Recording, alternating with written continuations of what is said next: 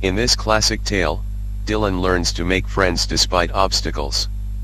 And when the happily ever after arrives, both the dragon and the reader have learned a thing or two about relationships. Dylan the young, blue dragon lived deep in the rock-stone mountains of Scotland. Every day the playful, young dragon woke up early in the morning and flew all around the mountains and valleys looking for something to do. When he was hungry he would go home to his cave where Mummy Dragon would have hot soup ready for his dinner. "Wash your wings and get ready for tea. I've made your favorite today, darling, pea and toad soup," said Mummy Dragon.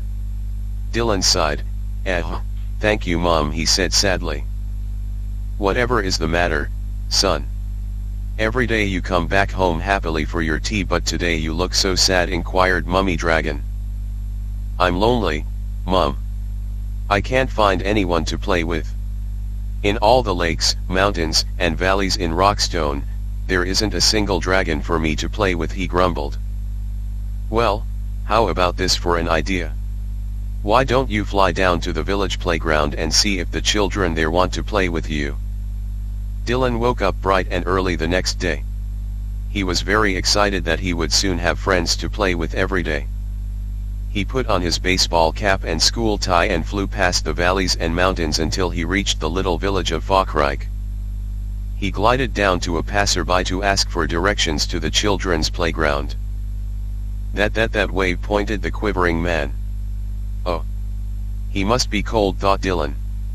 "After all, humans don't breathe fire like dragons, so they must find it very difficult to keep warm." Not long after, Dylan the dragon came in for a swift landing in the center of the playground. The playground was filled with smart young children in bright red and gray uniforms with their school ties. Dylan tugged at his tie and cleared his throat. He felt very well dressed for the occasion. He was about to open his mouth to introduce himself when he suddenly heard, "Ruiyun, it's a dragon, he's going to burn us alive," yelled one of the young boys. All the children ran frantically towards the exits and disappeared in no time. Dylan sighed sadly. All he wanted was some friends to play with, but clearly humans were very scared of dragons.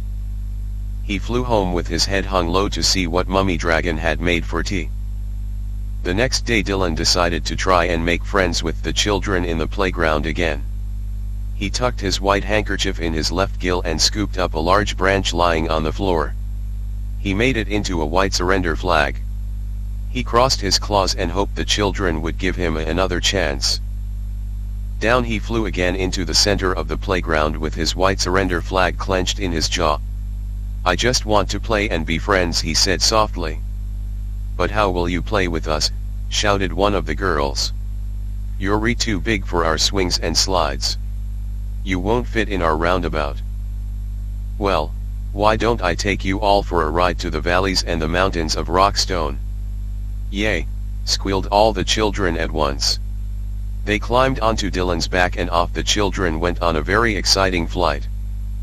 From that day Dylan and the playground children were friends, and every day Dylan, the dragon, would take the children on the best playground ride ever. Your storybook. A book specially made, with you as the main hero or heroine.